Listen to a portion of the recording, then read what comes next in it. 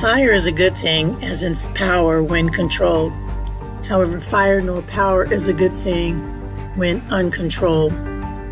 In part 1 of our series, we discovered that all leaders are not good leaders and that you have to measure their effectiveness based on their impact to their followers. Niccolo Machiavelli is noted for his writings about power and the need for those in control to maintain power at all costs. He posited that authority does not necessarily lead to a leader having power, suggesting that being good or honest doesn't make a difference when dealing with the concept of leadership and power. If an injury has to be done to a man, it should be so severe that his vengeance need not be feared. Vlad the Impaler, during his reign of terror, wanted to quell any attempts at insurrection. He was noted to have invited guests to a dinner where he would order them to be stabbed and had their bodies impaled on stakes. He also became upset when a group of visitors refused to remove their turbans, citing religious reasons. He ordered to have their turbans nailed to their skulls.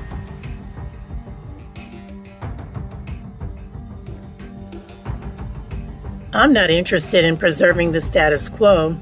I want to overthrow it. In January of 2021, a mob of President Trump loyalists converged on the White House in hopes of changing the trajectory of democracy.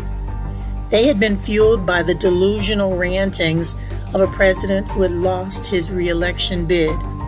Thinking they could overturn the election by storming the Capitol while the electoral votes were being counted, America watched in horror as thousands of people stormed the Capitol in defense of their leader, who was nowhere to be found.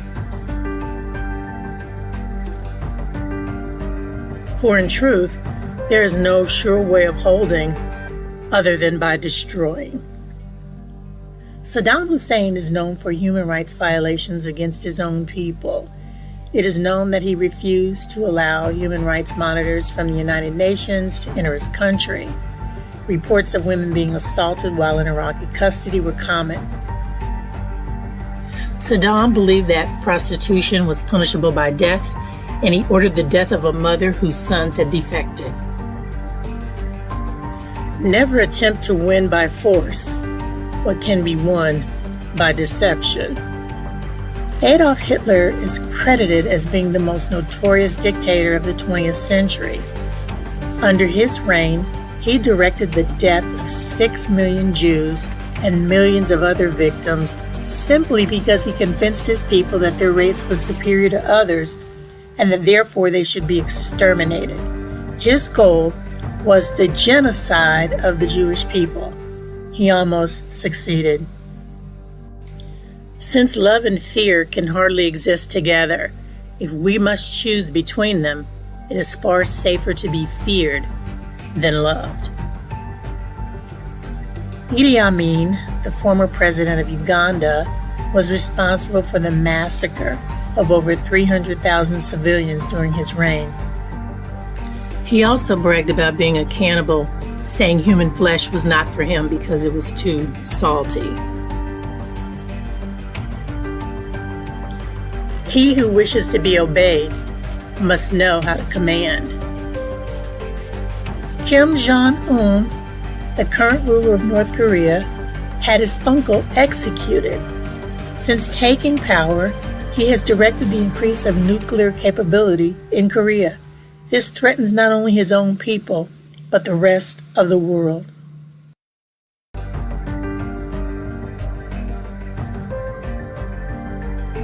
And here comes in the question whether it is better to be loved rather than feared, or feared rather than loved. It might perhaps be answered that we should wish to be both.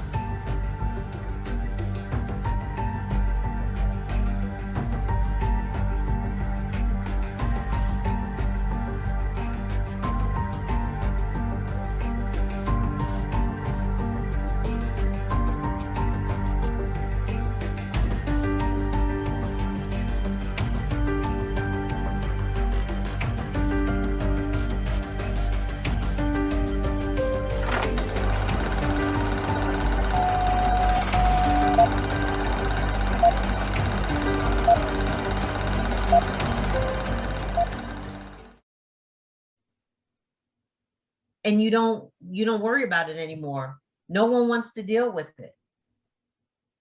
It's just like, it's every setting you see toxic followership, every setting for different reasons. You see people, in the book I mentioned about the colluders and the conformers, and they have different roles.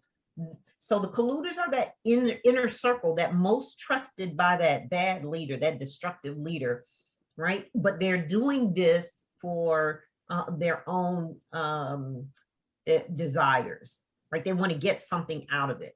So I'm going to do whatever they say just because I'm going to get paid. Because he gives me good bonuses. I get a good Yes, I'm going to be able okay. to get close to him. I'm going to have some extra privileges somehow. The conformers, on the other hand, are not a part of the inner circle, but they are loyal to this bad leader out of fear. Kind of like, well, if I don't, what's going to happen? So they begin to adhere to everything that this leader says and wants them to do, and never even, it just totally dismisses what they want out of life. They no longer adhere to their own values, and they're following someone who is totally morally bankrupt. And so what, there's so many things that really allow a bad leader to rise. And one of those we talk about, as we in the book I mentioned about the conducive environment, right? Anytime there's a crisis, that's the perfect storm, right? That's the perfect environment for a bad leader to rise up, because I'm going to have reform. We're going to change this. We're going to make it right. I'm going to do that. I alone am going to do this. And so you have to really think about, is that person raising up for what? To gain some sort of power. I remember reading that in the entire state of Indiana, him and his wife were the first couple to adopt an African-American child, and how that was celebrated and how much publicity was around that. And I think that was part of his shaping that persona, so people could think, I'm just like you, or saying, I'm part Cherokee because of the dark hair when he was Welsh, and at some point starts saying he was Black. And Right. People clearly can see he's not Black, but it was that charisma that he had, the ability to make his own reality. And people believe that because they said, well, that's just how he is. That's exactly right. Making excuses. Now, what would you think happened? And I just, again, because I'm still astounded when we talk about the followership of all these people leaving the United States and going to South America.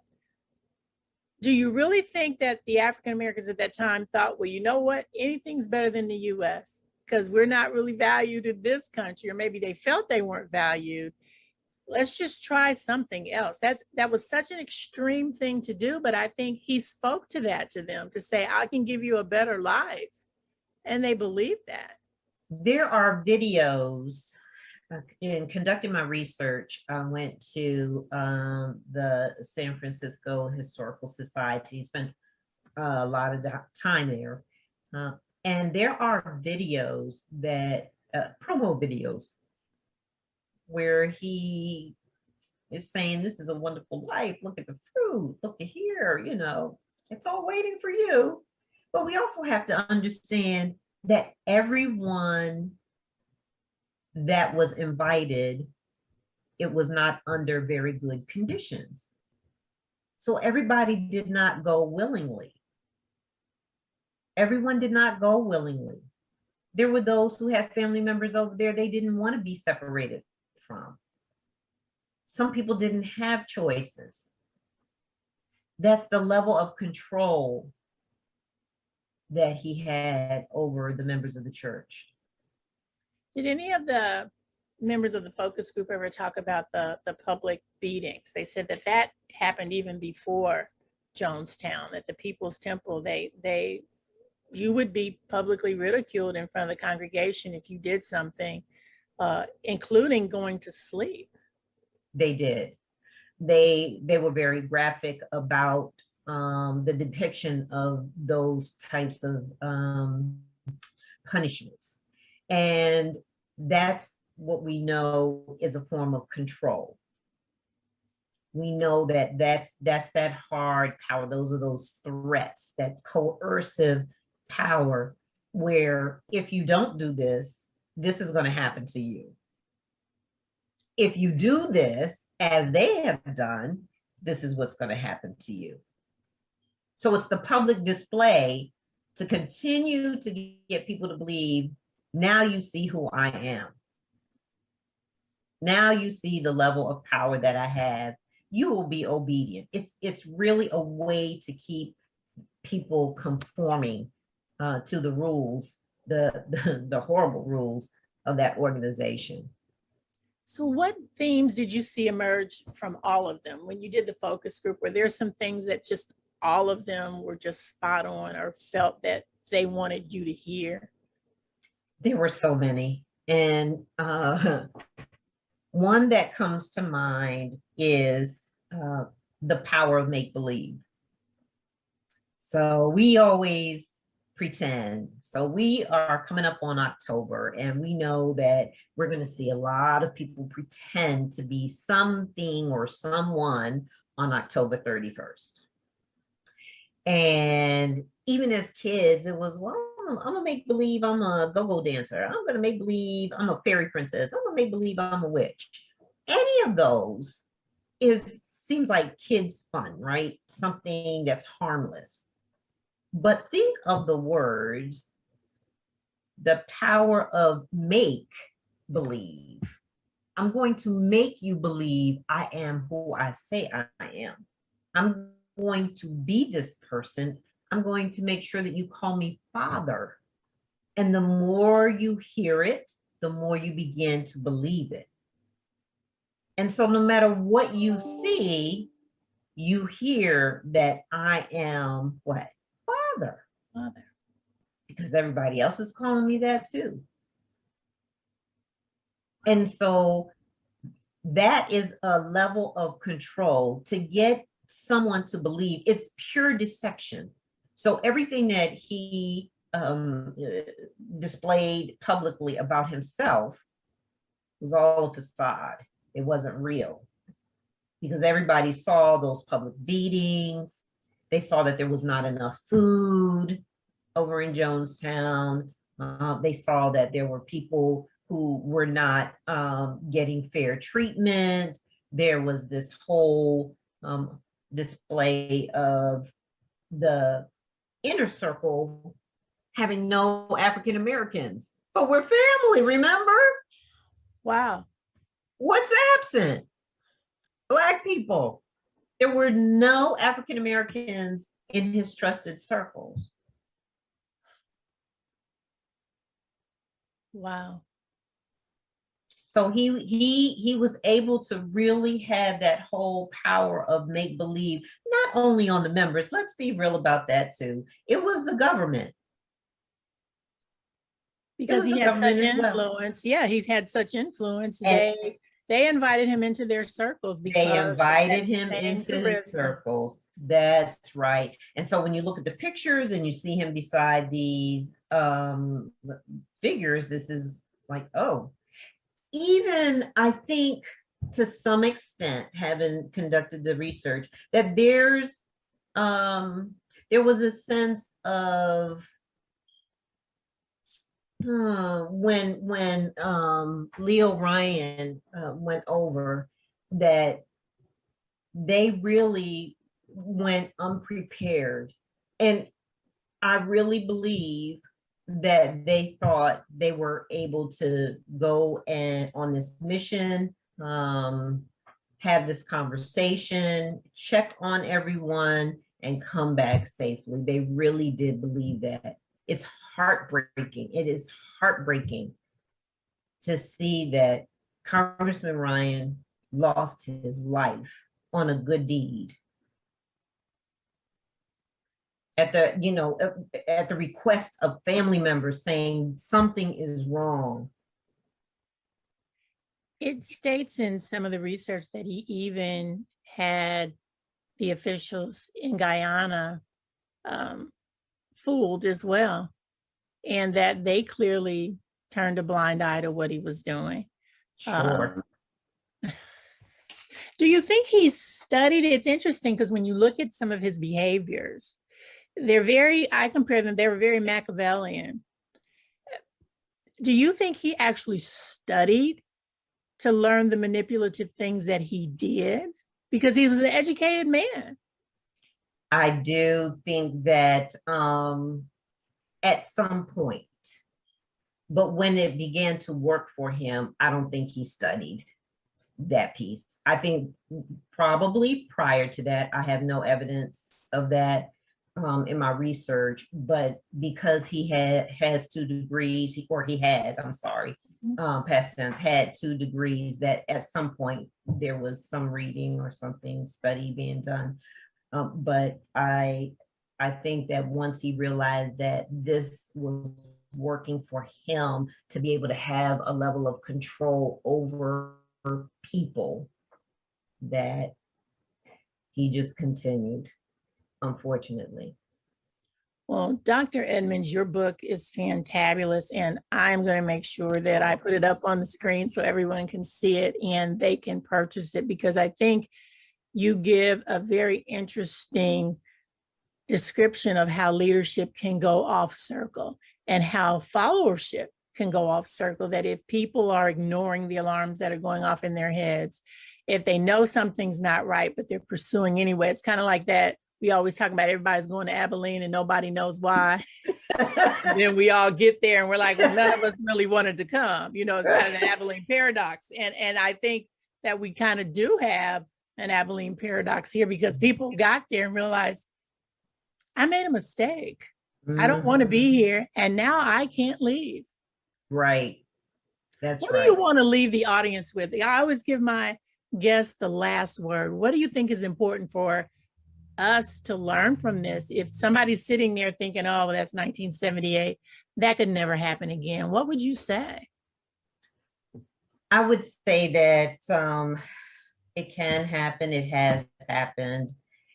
And unfortunately, it will continue to happen, which is why it's important for us to understand that as followers, we have power. So when we think of followers, we think that they're powerless, they're mindless, and that's not true. There's 3 things that I want to remind people to do, to recognize that, when you see that behavior, you're like, did I see that? Did they really say that? It's true. And once you recognize it, refute it. Definitely avoid it. Walk away from it. Whatever you must do at that time that is safe, of course. Safety is number 1. To refute it. I definitely would recommend that. And then what happens after you've had these kinds of experiences with toxic leaders. You're left feeling bamboozled. You're left feeling like, wow, how did I miss that? You have to go through this period of restoration and restore yourself, right? There's this self-healing that must take place. That you have to restore yourself, your family, the organizations need to be restored. So all of those things take place. And then I would say, I've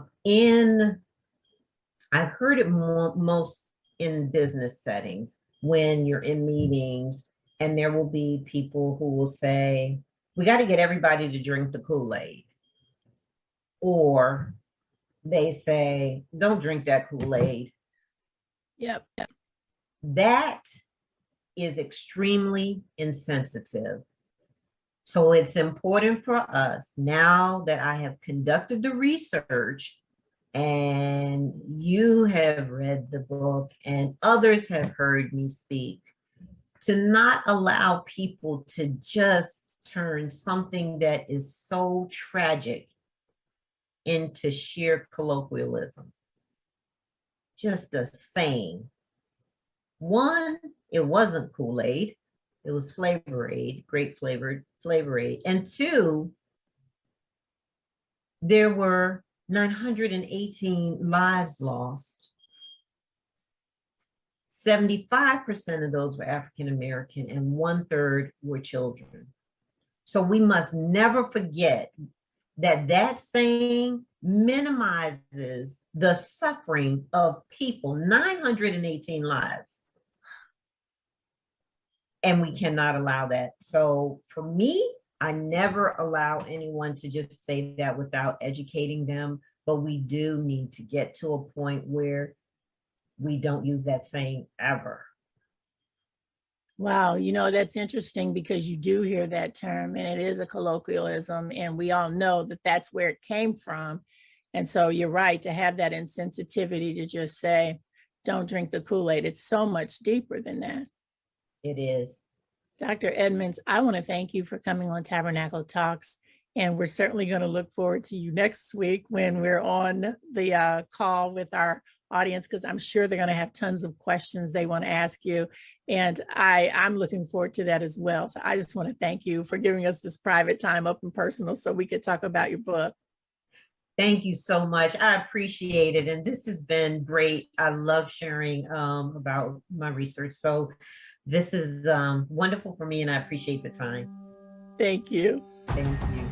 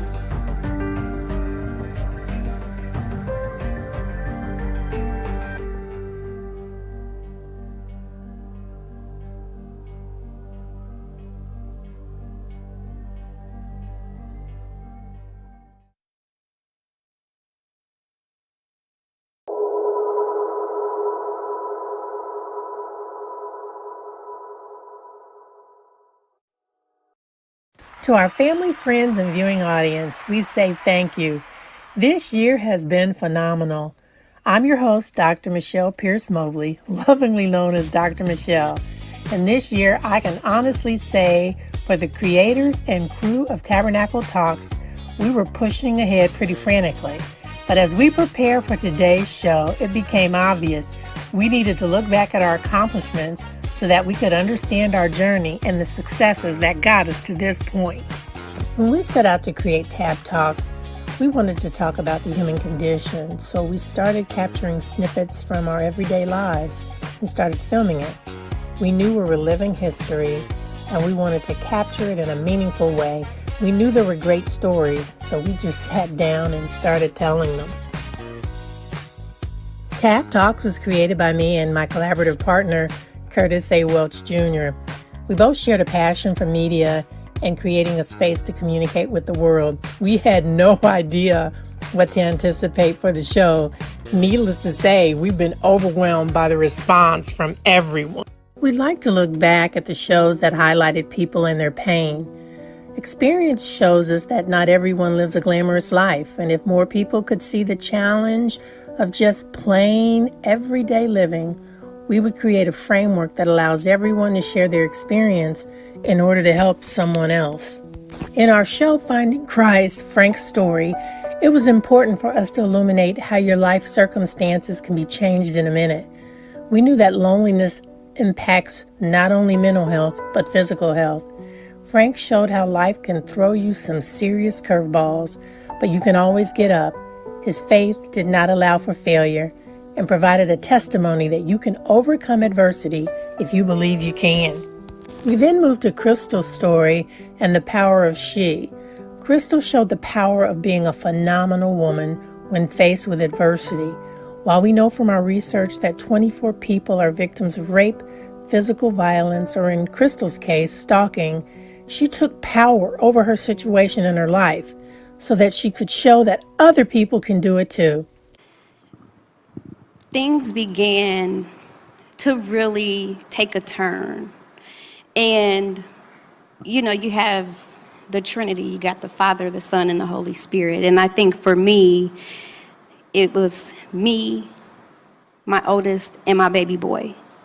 And the more that I began to seek God and began to pray and try to cover us,